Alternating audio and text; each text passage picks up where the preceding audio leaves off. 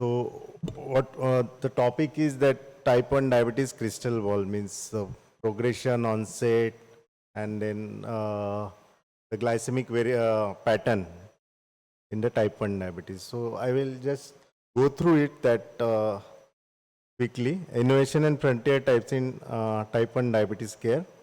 A comprehensive review of emerging pharmacotherapy, device technology, and curative research.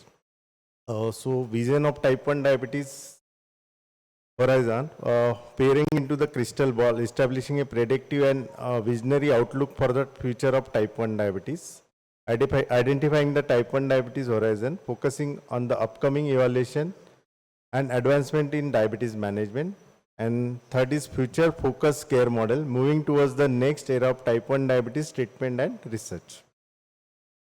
A convergence of biological and technological breakthrough, pharmacotherapy moving from symptoms management to beta cell preservation, very important, and adjunctive therapies.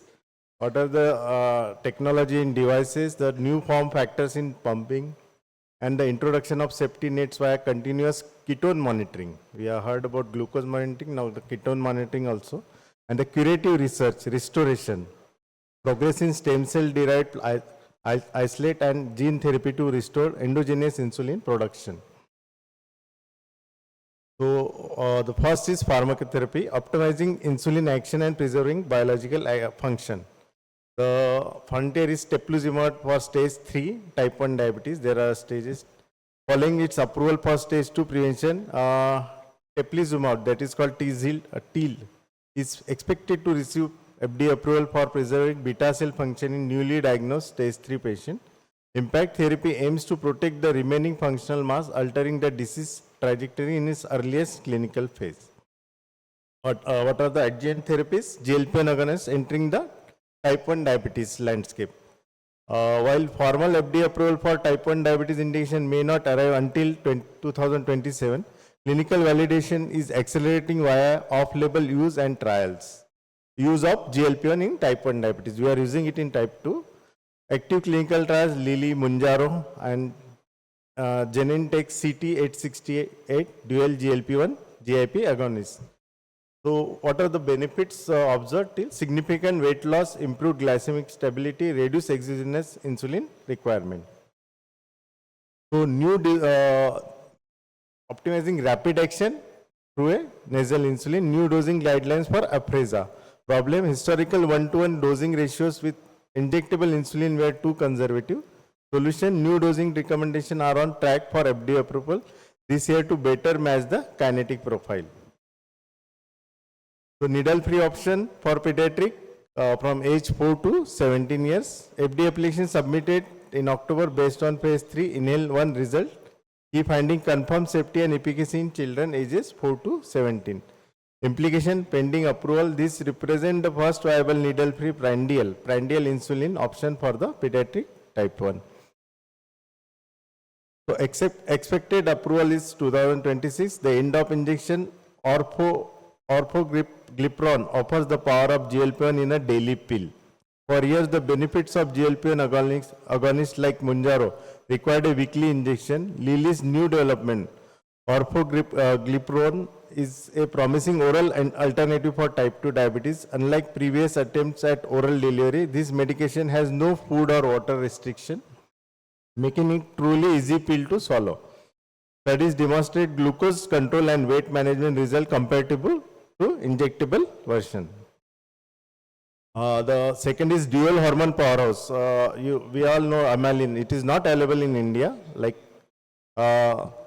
CagriSema combines GLP-1 with amylin for synergistic control, while semaglutide mimics GLP-1 to lower sugar and appetite. CagriSema adds a second layer, mimicking amylin. Amylin is a natural hormone that reduces post-meal glucose and induces satiety. Comparison, historically, amylin replacement require 1 to 3 injections per day. CagriSema packages this into a single weekly dose. Second is device technology, reducing burden and establishing new safety standards. A new safety standard which Abbott is bringing combined CGM and CKM, integration of continuous ketone monitoring to prevent diabetic ketoacidosis. CKM effects paving the way for oral agents, SGLT inhibitors effective but carry euglycemic decay risk. Continuous ketone monitoring mitigates safety risk by detecting ketones early. FDA approval is on the pathway, on path. Potential unlock for oral adjuvant therapy in type 1 diabetes. Medtronic expanded ecosystem, flex and fit for, yes, just two to three slides. I will go through this missing metric, continuous ketone monitoring, we already discussed. Third is curative research, restoring endogenous insulin production.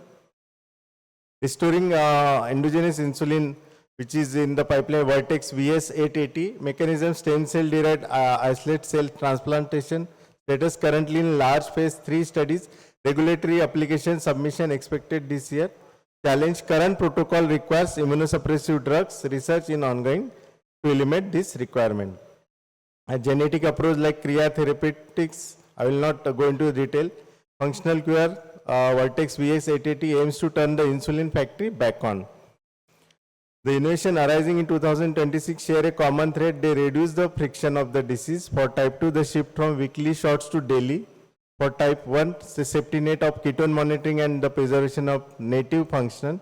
For the future, tangible progress of stem cell and gene therapy moving through trials. So path forward, 2026 landscape represented decisive shift. Better pumps and smarter drugs are improving management today, while CKM unlocks the new therapeutic classes and gene therapies move us closer to biological restoration. Thank you.